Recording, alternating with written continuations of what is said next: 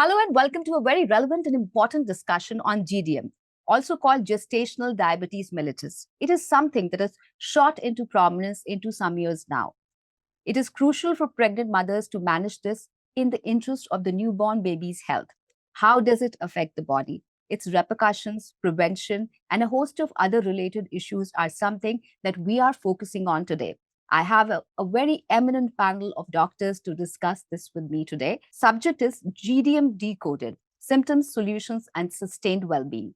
I would like to welcome our panelists on the show.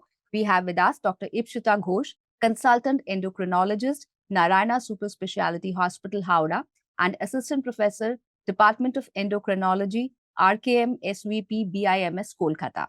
We also have with us Dr. Jayashree Swain, Consultant Endocrinologist, Professor and Unit Head, Department of Endocrinology and Metabolism, IMS and Some Hospital, Bhubaneswar, Odisha.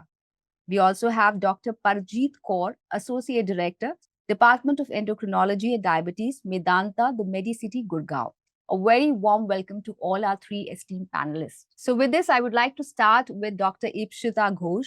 What exactly is GDM or the gestational diabetes mellitus? If you could explain this in simpler words. GDM is a type of diabetes that occurs only during pregnancy. So it happens when the body cannot produce enough insulin to meet the increased demand during pregnancy. So GDM usually develops in the second or third trimester of pregnancy and it resolves post childbirth. And what happens is it increases the risk of developing complications in both mother and the child. And also, a patient suffering from gestational diabetes is also at a higher risk of developing type 2 diabetes later on in life. So, it's a very important aspect in pregnancy. So, why is early detections of this issue of GDM so important for the mother? Dr. Jayashree, if you could share your views on that. We detect gestational diabetes at 24 to 26 weeks of this pregnancy. But when there is high risk, we detect that things early. That means in first prenatal visit or antenatal visit. What do you mean by these high risks? High risk category includes those who have the past history of diabetes or family history of diabetes, past history of gestational diabetes or overweight obesity before this pregnancy, history of a big baby more than 4 kg in previous birth, or history age more than 25 years, or this history of hypertension or cardiovascular disease. In this case, we are going for these early detections of the gestational diabetes. It has a great crucial role in the early detection because we know gestational diabetes is well correlated with this hypertension. 1.5 to 2.5 times increased risks of this hypertension in gestational diabetes. And hypertension lead to this, it is called pregnancy induced hypertension. It may lead to the preeclampsia and eclampsia, in which organ failure of this mother is there. So early detection of the diabetes allow us a time for this proper treatment and management of this mother, so that we can reduce this maternal mortality, morbidity, and so also this fetal morbidity and mortality. And again, another important point is there. We by early detecting, by early doing these screenings, we can pick up this pre-gestational diabetes, so that we can minimize and we can have a proper treatment of this pregnant mother. Right. So, Dr. Jayashree has shed some light, but Dr. Parjeet, I'd like you to focus more on the baby's health. How does it affect the baby's health if the mother is detected with GDM? So, GDM, if I would say detected but not managed properly, or if the blood glucose levels are not controlled in the mother, can definitely affect the baby in many ways. One of it is called macrosomia, which means that the baby size becomes very large because of the uncontrolled blood sugars. Baby size become large, and that can create a lot of problems during the birth, and birth injuries can happen. Number two, it can also cause preterm deliveries. Before the term, the deliveries can happen because of the various reasons. And number three, it can also lead to stillbirths. So, this is also pretty common if the blood sugars are not well controlled. This is during the pregnancy, but even if the baby is delivered healthy, even the post delivery, or what we call neonatal complications, can occur. One of is it called neonatal hypoglycemia, which means that the mother sugars are high, baby starts producing a lot of insulin, which can drop the blood sugar of the baby immediately after the birth. It can also lead to respiratory distress syndrome, where the baby feels difficulty in breathing and it can need actually ICU stay. And it can also lead to prolonged jaundice. So all these complications can lead to a prolonged ICU stay of the baby. Oh, that's quite critical. Dr. Ipshita, when should a pregnant woman be screened for GDM? Pregnant women typically they are screened between 24 and 28 weeks of pregnancy, but few cases where there are a little higher risk. For example, those who had a previous history of gestational diabetes, those who are obese, who has a family history of diabetes, age more than 45, previous history of a big baby or a macrosomic baby, a child of more than 4 kgs. Then, if the person had PCOD prior to the pregnancy, they need to be tested a little earlier, preferably antenatal or prenatal, that we say. And even in the first trimester, we usually, if the patient comes to us at the first trimester, we usually test then and there as well. So we usually do a oral glucose tolerance test in these individuals, and we have a cutoff after which we call these patients gestational diabetic patients. Dr. Jayashree, are there any common symptoms that can help a pregnant woman detect that she might be having GDM? Some common symptoms that could be easily identified? For the GDM patient, they don't have any noticeable symptoms. That's why we are doing this screening or testings early to detect this diabetes. But sometimes, however, these pregnant women, they may feel the classical symptoms of the diabetes, which is outside of the pregnancy, like polyuria, excess urinations, polydipsia, excess thirty and drinking of the water, polyphagia, excess eating, and sometimes they may have weakness or excessive fatigue and increased risks of these infections like urinary tract infection, vaginal infection, vulval infection, fungal infections are very common in that diabetic or gestational diabetes groups. Nausea and vomitings. It is usually in pregnancy, but it is out of, if it is disproportionate to that of the pregnancy or morning sickness, we can suspect. And sometimes there is excess weight gain in mother or weight loss in mother, or Mm. if the baby is out of proportion, it is growing large, which we will detect by this ultrasound. In that case, we and sometimes there is a blurring of the vision is there because of the in disturbances in the fluid, and lens swelling is there. In that case, we may suspect that this lady is is suffering from the gestational diabetes, and we are doing screening or other tests. Right. Now, since we've understood the common symptoms that could happen, I would like to know how can GDM be prevented? Dr. Parjeet, if you can share your thoughts on that. Yeah, so knowing all these complications, the good part is GDM can be prevented. For that, we must know first of all what are the risk factors for GDM. Who are all the ladies who are at risk of GDM? So there are many risk factors, out of which one is the most important is the being overweight or obese. So someone who has obesity, overweight has high likelihood of GDM.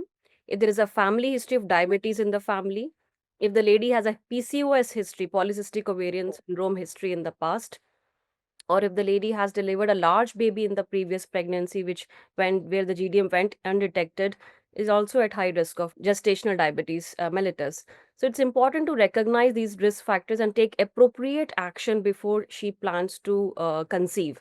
So it's important that before she plans to conceive, she need to control the weight with healthy diet and regular exercise. Similarly, early detection is equally important. Get all the blood works done. So it's important to check the blood glucose levels well in advance before she plans a pregnancy. Because if the pre-diabetes gets picked up, then it's very likelihood that she will develop gestational diabetes mellitus. So important steps includes the screening, getting the blood work done, a healthy lifestyle, I think is the most important one. Before pregnancy, during pregnancy, after pregnancy, a good diet, a healthy diet, and a regular exercise. It's very important to prevent gestational diabetes. Right. A healthy diet always goes a long way in ensuring well being. Dr. Ipshita, if a pregnant woman, has been diagnosed with GDM, what else can she do to manage it? So management involves regular blood testing. The blood sugar levels needs to be tested, and we have to keep within the targets. That is fasting less than equal to 95 milligram per deciliter. 1 hour post meal has to be less than 140 milligram per deciliter, and 2 hour post meal has to be less than 120 milligram per deciliter. To maintain this, we need to obviously go for a healthy and balanced diet, which should include lean proteins, complex carbohydrates, and healthy fat. Now, we need to limit the refined sugars as well as processed food. We need to increase whole grain fruits and vegetables. This is regarding the balanced diet. Now, regarding the regular exercise, we need to exercise, at least go for a walking for 30 minutes, or we can do some yoga. We have pregnancy related yogas which can be used in this situation. As also, we can go for swimming. So these are regarding the exercises. Now, if diet and exercise cannot control your blood sugar levels, we need to put you on medications. So medications include insulin, and sometimes we do use metformin. We need to regularly check our sugar levels. Number one, we need to keep ourselves healthy. A healthy lifestyle needs to be followed. Again, no addiction. Again, that is very important. And the other important aspect is regular fetal monitoring. The fetus needs to be monitored at regular interval. We need to go to the doctors at regular intervals so that our gestational diabetes is under control. Right. What if GDM once happens? Does it go away after birth, Dr. Jayashree, or does it remain? In most of these cases, GDMs, after delivery, the blood sugars is coming down to the normal level, because we know, as we have discussed thoroughly, the GDM is the interplay of the some of the risk factors and interplay of the hormone. So after delivery, the blood sugar is coming down to the normal, but there is higher risk of developing type 2 diabetes of the gestational diabetes, those who are suffering from the gestational diabetes. And if you look to the data, there is these gestational diabetes peoples, they have this risk of 3 times, lifetime risk of 3 times suffering from this type 2 diabetes as comparison to the non-gestational diabetic mother. And again, 50% of this type gestational diabetes, they will develop type 2 diabetes within the 5 to 10 years of their lifespan, if they are not going to do these lifestyle modifications like diet, exercise, meditations, pranayams, yoga, and all other lifestyles, avoidance of the stress. So for that things, we need a regular screening at 6 to 12 weeks postpartum. We do an OGTT test, and if it is normal, we do after 1 year, and regular follow up for the gestational diabetes after this delivery is very much essential, because of the high risks of suffering of a type 2 diabetes later. But after delivery, most of these diabetic patients, type gestational diabetes patients, they are coming down to their blood sugar is coming down to this normal. After talking about the mothers, I want to focus on the baby's health. Are there any long term health risks for the baby if the mother has had GDM, Dr. Parji? Yes. In fact, baby can also have long-term effects if the baby is exposed to high blood sugars in the womb of the mother. So these babies born to GDM mothers can actually become obese and overweight. So this obesity can start right from the childhood. We seeing these days a lot of childhood obesity. So children can become obese and overweight. And also later in life, they have very high chance of developing type 2 diabetes. So they almost have 6 to 10 times higher chance of developing type 2 diabetes of these babies who are born to GDM mothers. And along with this diabetes and obesity, there is a whole lot of metabolic syndrome which these kids can develop. Like they can have high blood pressure, high cholesterol levels. In fact, there are some data to show that these children can also develop a lot of heart diseases, cardiovascular diseases also in the future. It's very important that we carefully monitor these kids and promote very healthy lifestyle right from the beginning, right after the birth, that we need to promote a good healthy eating, a regular physical exercise, and also keep a check on their weight. It's important to notice that we tend to ignore the weight of the kids, seeing that okay, they're healthy, but keep a regular check on their weights and detect the obesity at the right times to prevent type 2 diabetes and later on metabolic syndrome in these children. Right. In India, there are many cultural beliefs and food habits that we see during pregnancy. How does this affect a woman's uh, health having GDM? Dr. Ipshita, if you can share your thoughts on this. So we usually encourage pregnant women to take sweets, fried foods, heavy meals. Like you shouldn't keep your tummy empty. You have to eat for two persons. So these are the regular beliefs or regular cultural beliefs that we have. but this will only increase the chances of having gestational diabetes, and more importantly, mother's weight, it increases. So we need to monitor the weight gain in the mother as well.